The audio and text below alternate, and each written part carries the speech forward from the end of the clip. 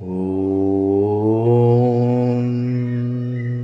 ശ്രീനാരായ പരമഗുരവേ നമഃ.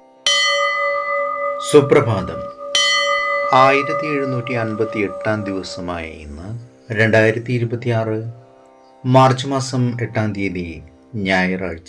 1201 ആണ്ട് കുംഭമാസം 24 തീയതി. ഗുരുവചനങ്ങളിലൂടെ മനുഷ്യന്റെ സമ്പാദ്യത്തിൽ ഏറ്റവും ശ്രേഷ്ഠം പരിശുദ്ധയും ഗുണവതിയും പാതിവ്രത്യമുള്ളവളുമായ ഒരു സ്ത്രീയെ ഭാര്യയായി ലഭിക്കുക എന്നുള്ളതാണ്. ശ്രീനാരായണ ഗുരുദേവൻ. ശ്രീ നടരാജഗുരു എഴുതിയ ഗുരുവരൽ എന്ന പുസ്തകത്തിൽ വിഗ്രഹ ഭാഷയിലെ ആരോഹണ യോഗം എന്ന് വിവരിക്കുന്നതിൻ്റെ അവസാന ഭാഗമാണ് ഇന്ന് അവതരിപ്പിക്കുന്നത്. ശൈവ സമ്പ്രദായത്തിനോട് ഗുരുവിന് പ്രത്യേക മമതയും ഉണ്ടായിരുന്നില്ല എന്ന് ഇനി വ്യക്തമാകുന്നതാണ്. വൈഷ്ണവരുടെ ഇടയിലും ഗുരു പോകാറുണ്ടായിരുന്നു. അവരുടെ സമ്പ്രദായങ്ങൾ കൈക്കൊള്ളാറുണ്ടായിരുന്നു. നിത്യനൂതനമായ ജ്ഞാനവചസിന്റെ യോഗാത്മകമായ നിഷ്പക്ഷത വെളിവാക്കാൻ തന്നെയാണ് ആ സമ്പ്രദായങ്ങളെയും ഗുരു പ്രയോജനപ്പെടുത്തിയിട്ടുള്ളത്.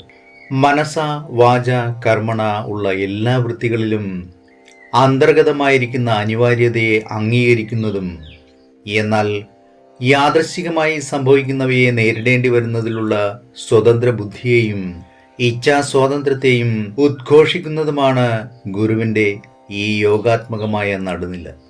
മോഹൻജദാരോയിലെ മുദ്രകളിൽ കാണുന്ന നായാട്ടുകാരനായ യോഗിയുടെ രൂപത്തിൽ തുടങ്ങി വെങ്കലത്തിൽ തീർത്ത ബുദ്ധന്റെ രൂപങ്ങളും നടരാജ വിഗ്രഹങ്ങളും കടന്ന് ശങ്കരാചാര്യർ വരച്ചു കാട്ടുന്ന ദക്ഷിണാമൂർത്തി എന്ന ഗുരുമാതൃകയിലെത്തുന്നതിനിടയിൽ ഒരേ ഗുരുവരലിന്റെ സന്ദേശവും അതിൻ്റെ ഭാഷയും ഓരോ ഭാവവും രൂപവും സന്ദർഭത്തിനൊത്ത് സ്വീകരിച്ചുകൊണ്ട് നിലനിൽക്കുന്നത് നാം കാണുന്നു.